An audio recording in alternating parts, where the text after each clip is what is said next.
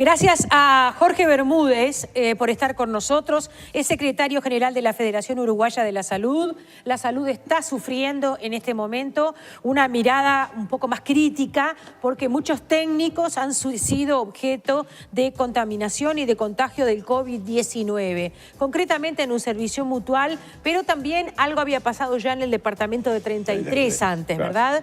Y también ahí había como una mirada condenatoria que de alguna manera la doctora Rey nos decía: no discriminemos, hay gente que la está pasando muy mal y está enferma. Lo que nos preocupa en este caso es saber si se estaba cumpliendo con todos los protocolos.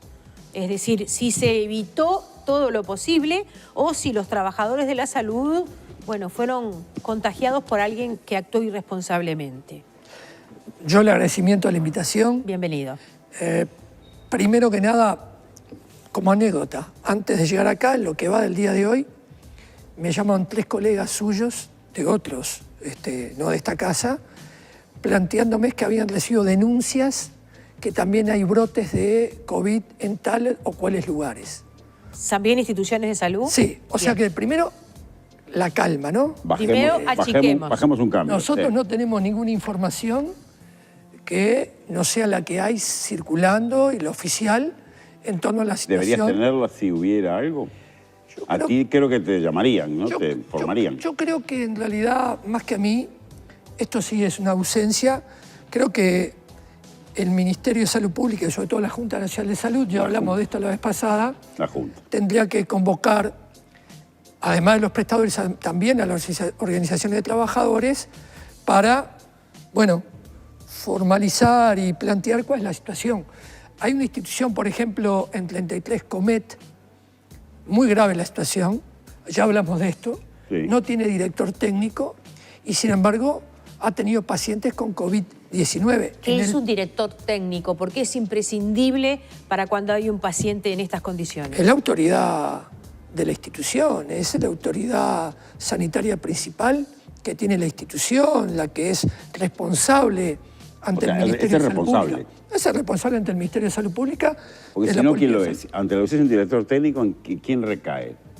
Y si recae en alguien que no sea un director técnico, es un error enorme, porque el director técnico es un médico que realiza toda una carrera, entre otras cosas, para ser director técnico. O sea, es como acá, que quizá la gente lo entiende, hay un director de cámara acá, que es el que resuelve qué imagen sale, porque si mandan a otro arriba, capaz que no es idóneo para eso. Si las decisiones sanitarias, en vez de tomarlas un director técnico, las toma un gerente de una institución, es un error enorme.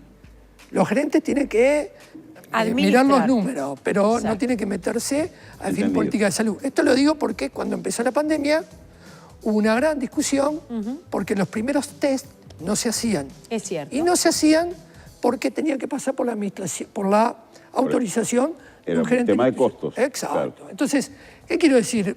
Aquí puritanos no hay, ¿no? La salud es un negocio y el combate a la pandemia se tomó en el marco de un negocio. No hubo, por más que buena voluntad, tampoco nadie acá dejó la vida en la cancha, salvo quienes directamente están con la atención del paciente. Por eso creo que tirarle la situación ahora al trabajador de la salud, tanto médico o no médico, que ha estado en la primera línea en todo este tiempo, no es buena cosa.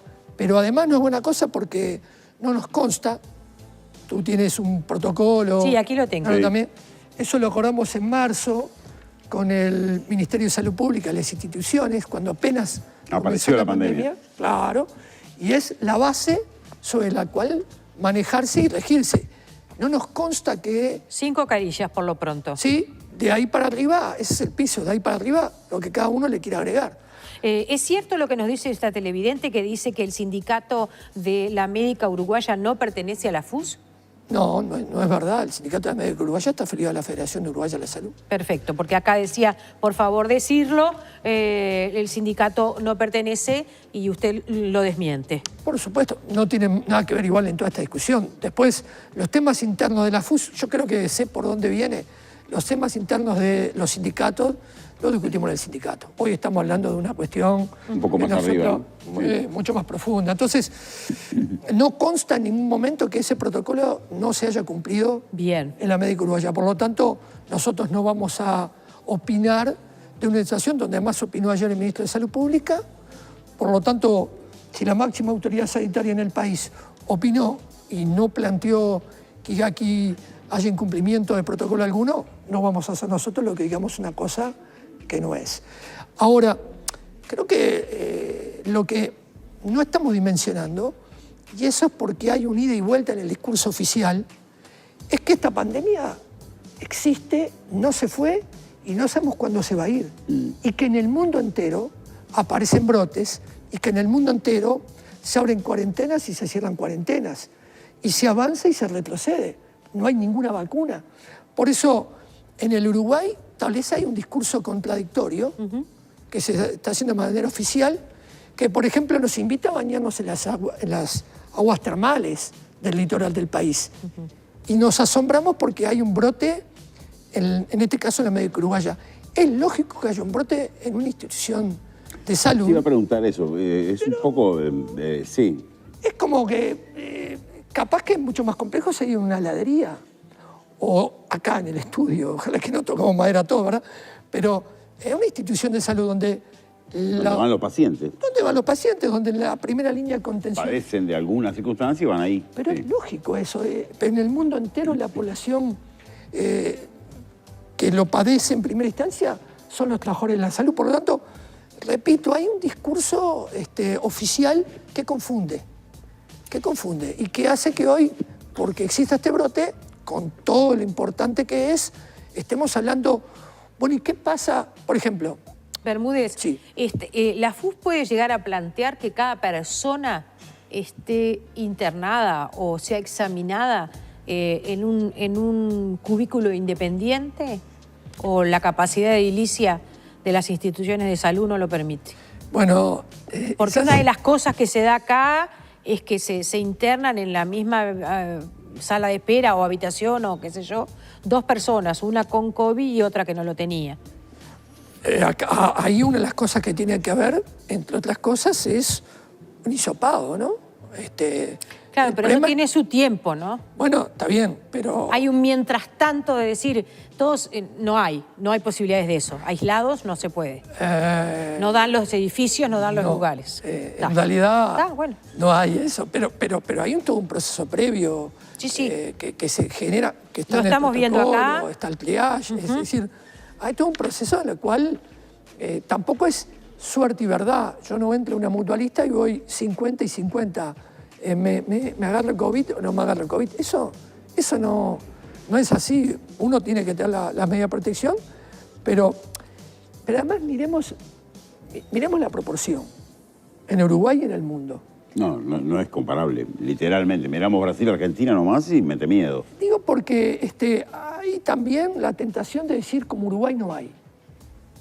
Entonces miramos Argentina, miramos Brasil y decimos, mete miedo. Claro, la situación demográfica de Uruguay, el acceso al agua potable, la conectividad y la existencia de un fuerte sistema nacional integrado de salud son medidas que han enfrentado esta pandemia. Y un acatamiento nuestro general, los uruguayos también, te diría que eso colaboró. Porque al principio costó, pero apenas entramos todos, fuimos todos. Sí, porque eso habla del civismo que todavía existe en el Uruguay, por más que hay un montón de discusiones, pero el civismo todavía tiene un fuerte patrimonio fuerte que tenemos, patrimonio sin uruguayo. duda. Sí.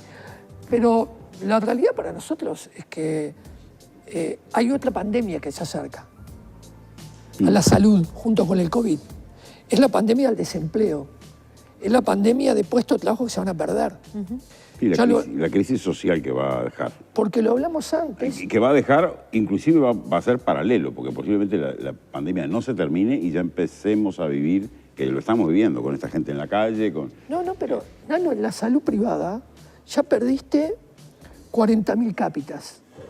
Y la perspectiva es perder 140.000 de aquí a fin de año.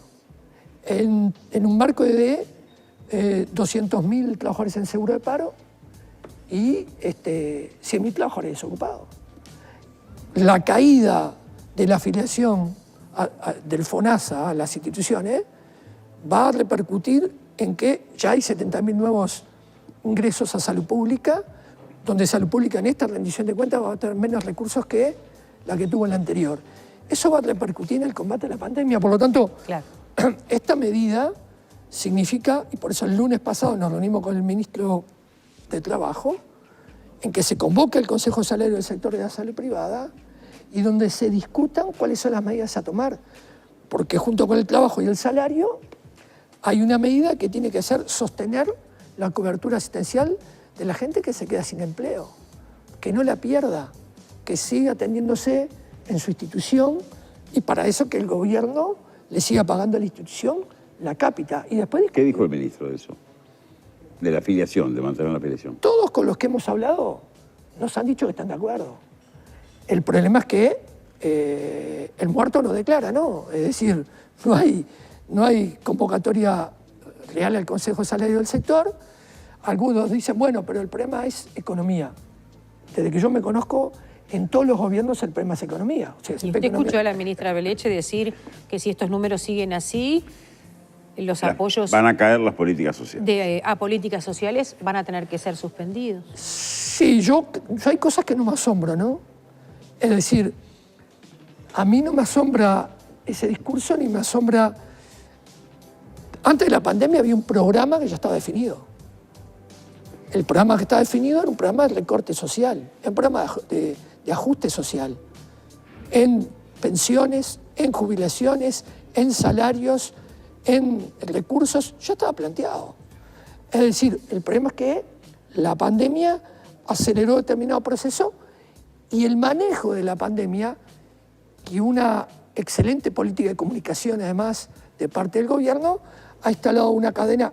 Yo veo, creo que lo dijimos la vez pasada que estuvimos acá, yo veo a colegas suyos estar un domingo con 8 grados en la torre ejecutiva haciendo un móvil cuando no hay nadie en la torre ejecutiva. Es decir, hay una cadena de radio y televisión que se instaló el 14 de marzo y que sigue en forma permanente y que difunde en forma excelente una imagen. Y aparte de eso, bueno, resulta que hay comunicadores de otros países que creen que, yo con todo respeto, el presidente de Uruguay es Mandrake y que sus presidentes, en el caso de Argentina, Alberto Fernández, Habría que es un cambiarlo. incapaz. Sí. Bueno, ¿No? el propio Lanata, que es un periodista argentino que trabajó acá, Sí, claro. tuvo algunos problemitas acá, todos Sí, sabemos, mandó un Twitter que decía, listo, además decía ya caliente, ¿no? Listo, comando, lo secuestramos, lo traemos para aquí que gobierne acá. Parecía como en broma.